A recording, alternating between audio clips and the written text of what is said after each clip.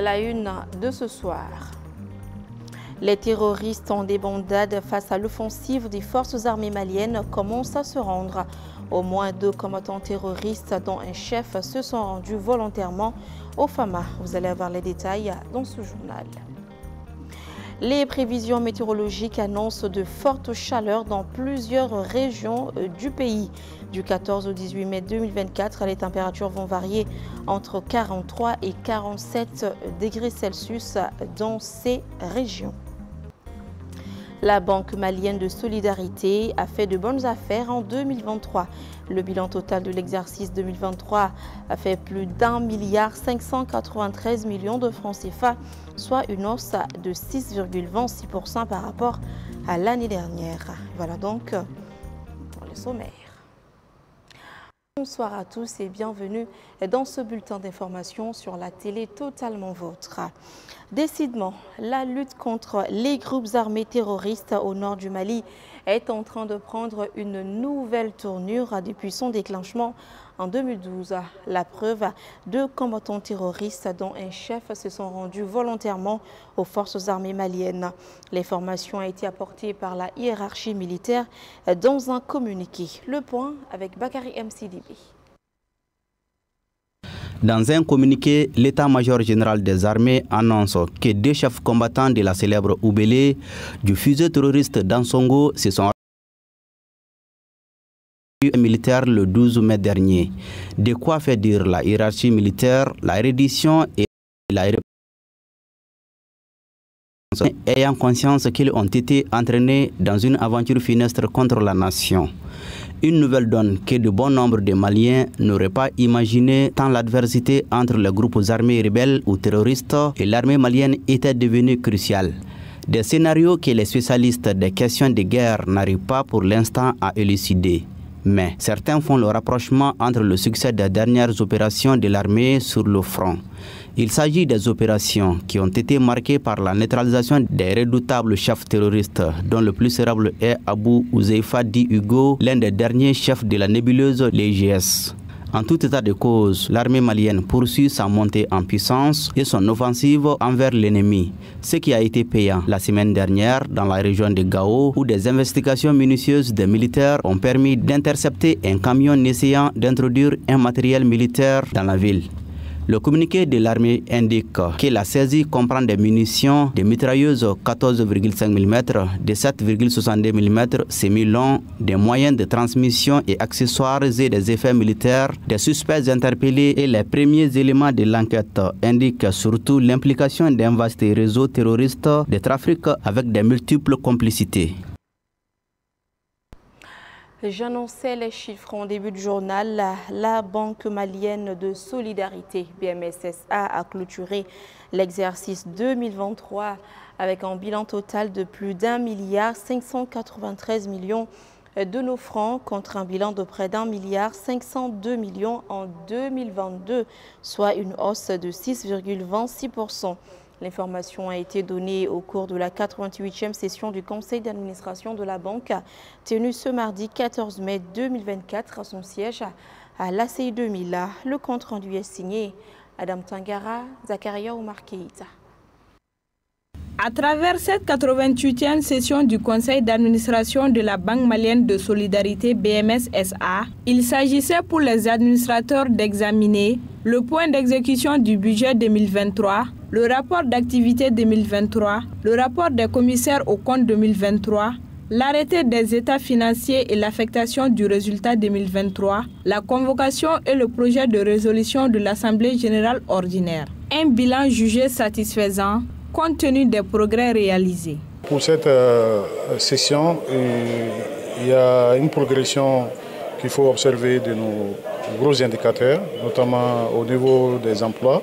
Les emplois clientèle qui étaient à un niveau de 960 milliards en 2022 ont légèrement augmenté quasiment de 1% pour l'exercice 2023 pour se stabiliser à 967 milliards.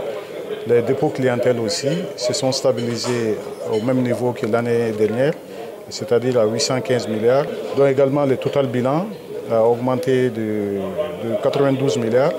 De 1501 milliards en 2022, on est passé à 1593 milliards en 2023. Au-delà des progressions observées à plusieurs niveaux, la BMS a malgré tout rencontré quelques difficultés. Les difficultés conjoncturelles, et toutes les banques les traversent maintenant.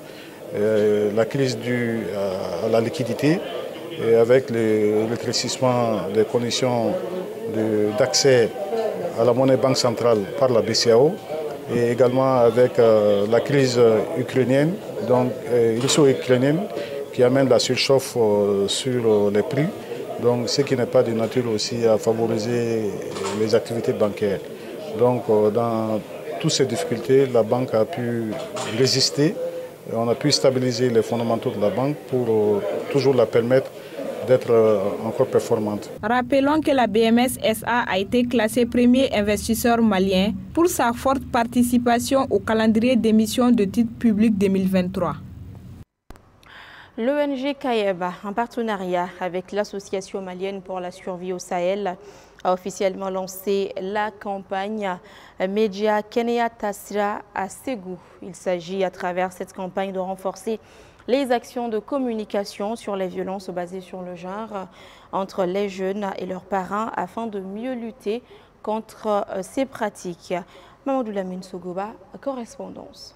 En incitant cette campagne, l'ONG CAEB et son partenaire AMES veulent muscler la lutte contre les VBG en renforçant les actions de communication et de sensibilisation communautaire. Cette activité, je tiens à dire que la communication parents et enfants, ça implique beaucoup. Parce que quand on dit un enfant, il s'agit des parents. Et sans les enfants aussi, il n'y a pas de parents. C'est toujours lié. Donc, peu importe l'âge, la classe, le plus de genre, de sexe. Le cadre qui nous réunit ici, c'est au niveau du siège de CAEB Cordé. C'est un panel qui tourne autour des thématiques santé reproductive des adolescents.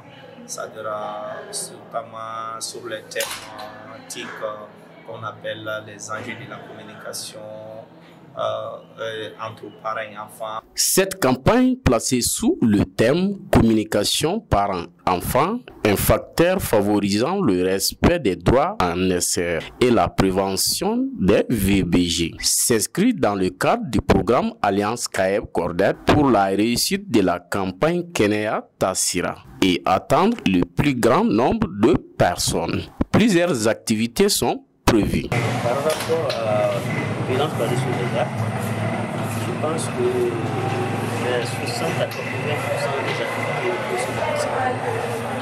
Tout d'abord, quand j'ai parlé de la santé de la reproduction, je dis que la santé de la reproduction a quatre volets.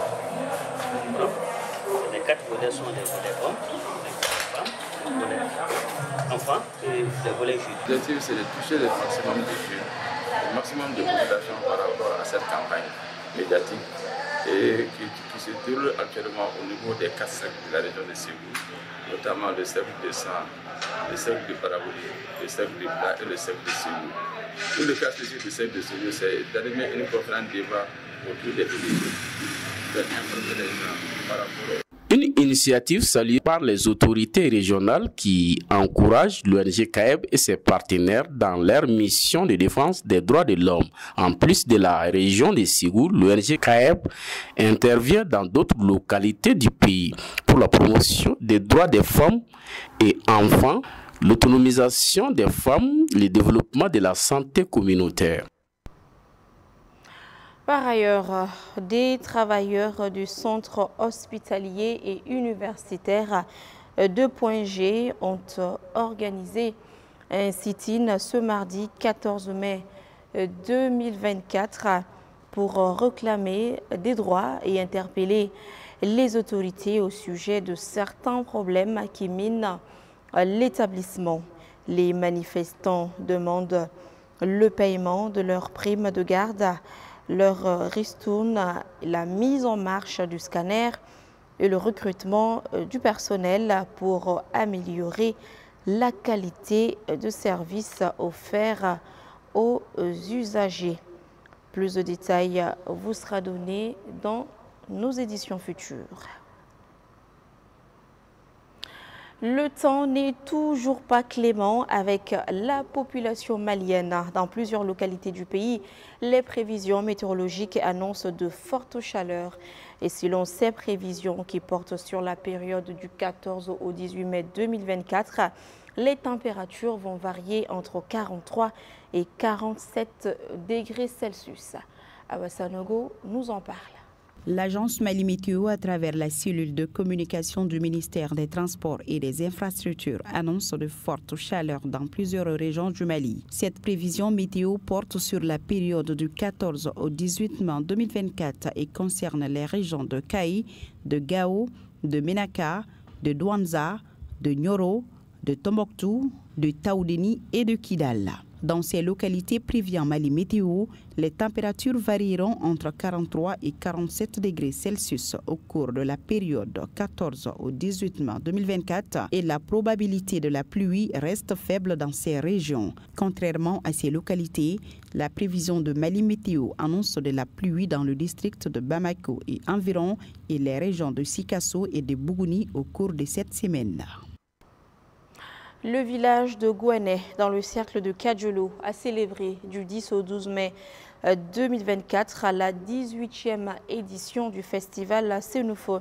Initié par les ressortissants de Gouané, il vise à promouvoir la diversité culturelle du territoire Sénoufo en particulier et de celle du Mali et d'ailleurs en général en vue de renforcer la cohésion entre le Mali et les pays voisins, notamment le Burkina Faso ou encore la Côte d'Ivoire.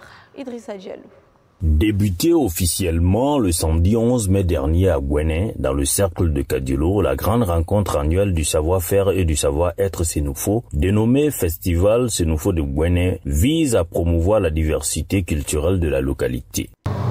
Après le succès mémorable des 17 éditions et salué par tous, nous voici réunis pour la 18e fois consécutive pour célébrer la riche diversité du patrimoine culturel Sénoufo. Je voudrais ici remercier et témoigner toute ma reconnaissance à tous ceux qui ont accepté et rehaussé l'éclat de cette manifestation par leur présence. Réunissant les différents acteurs culturels locaux, nationaux et d'ailleurs, à travers diverses activités culturelles, le festival Sénoufo de Gouané est une initiative salutaire selon les participants et les autorités locales. Le festival de Gouané est à sa 18e édition et a pour objectif principal la promotion de la culture, des arts et du sport dans le village de Gouané à travers la valorisation des objets culturels, artistiques et sportifs dans la cité. Au-delà de cet objectif principal, il existe des objectifs spécifiques qui sont notamment la création d'une plus grande visibilité des potentialités culturelles, artistiques et sportives de la localité. D'autres temps forts de cette 18e édition ont été la prestation des artistes locaux, la remise des attestations de reconnaissance à des personnalités pour leur engagement à la promotion de la culture et un match de football. Vivement la 19e édition. La 6e édition du festival Nampou s'est déroulée aussi du 10 au 12 mai 2024 à Djaramana, dans la toute nouvelle région de Koutiala. L'objectif de ce festival est de promouvoir la diversité culturelle et de renforcer les liens sociaux, d'où le thème « La paix et la réconciliation » pour l'édition 2024.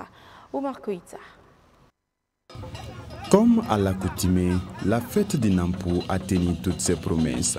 En plus des rites anciens qui ont été honorés, le festival Nampou de Djaramana 2024 a été une rencontre riche en manifestations culturelles, artistiques, mais aussi et surtout un espace d'échange et de partage sur la cohésion sociale. Tous les ingrédients étaient réunis pour assurer une fête mémorable. Pour les organisateurs, ces festivals contribuent énormément au développement de la commune de Djaramana. Donc cette fête se faisait dans chaque village. Donc l'association a décidé avec la commune et les ressortissants du village de faire une fête communale pour les Nampou. Et un Nampou communal qui est vraiment nouveau. c'est la 6e édition effectivement de cette Nampou. On observe effectivement des activités festives, mais ce n'est pas seulement de la festivité, mais aussi c'est le développement. Et vous avez vu que l'association a commencé à s'intéresser aux meilleurs élèves. Donc ça veut dire qu'on s'intéresse à l'éducation. On essaie de faire des gestes pour encourager les élèves à apprendre, pour faire en sorte qu'on puisse développer l'éducation. Donc le Nampou, c'est une occasion, en tout cas le Nampou communal, nous avons en tout cas voulu célébrer ça pour en faire une opportunité aussi de développement pour la commune, pour faire en sorte que l'association puisse aussi s'attaquer à des problèmes de développement que connaissent la commune. Il y a l'éducation, il y a bien d'autres problématiques, notamment les changements climatiques, et nous attendons aussi au changement climatique par le reboisement. Placé sous le thème paix et cohésion sociale, le festival a réuni les 18 villages de la commune de Djaramana et environ pour promouvoir le vivre ensemble et le développement local. Le parrain de cette 6e édition n'a pas manqué de rappeler l'importance de cette fête annuelle. Et le local m'a tout donné. En retour, on doit s'investir pour pouvoir développer notre commune. Et par cette tribune, j'invite tous les ressortissants de Djaramana, quelque niveau que vous soyez, pour qu'ensemble, qu'on puisse bâtir aussi notre communauté. Le représentant du gouverneur de Koutiala, après avoir salué la population de Djaramana pour l'accueil, a réaffirmé l'engagement du gouverneur pour la promotion de ce festival, mais aussi le développement de la localité. Votre présence massive à ce festival atteste en tout premier lieu votre souci constant d'œuvrer au développement culturel, artistique et sportif du Mali en général et de l'arrondissement de Djaramana en particulier.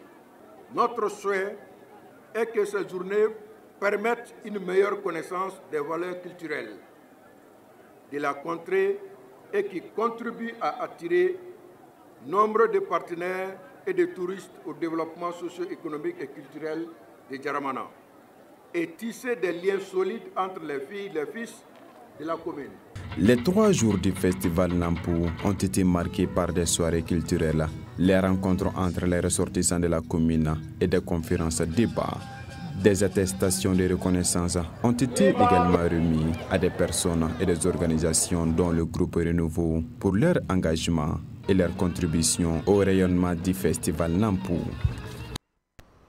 Cette 6e édition du festival Nampou a été également marquée par un match de foot qui a opposé les ressortissants aux résidents de Djaramana. L'occasion a été mise à profit par le président de l'association Tcheporoko de Djaramana pour faire le bilan des activités de l'association. Je vous propose ici de le suivre avec Oumar Koïta. Donc je pense que le bilan est très positif en termes de mobilisation. Nous avons vu que, en tout cas, comparativement aux autres festivals, c'était parmi le festival le mieux fourni en termes de personnes qui viennent visiter, qui viennent pour le festival, que ce soit à l'extérieur ou à l'intérieur. Donc en termes de mobilisation des ressources aussi, nous avons pu mobiliser à peu près 80 à 85% des ressources dont on avait besoin pour ce festival. Et donc ça, c'est quelque chose de très important. Et aussi, nous avons pu nouer des partenariats qui vont peut-être nous servir encore dans le futur pour encore faire grandir les festivals. Nous avons aussi le co des services de l'administration de Koutiala, que ce festival a été le meilleur festival qu'ils ont vu dans la contrée de la région. Donc ça, c'est vraiment, ça montre que le bilan est vraiment très positif pour nous. Cette fois-ci, c'était le Mingoli.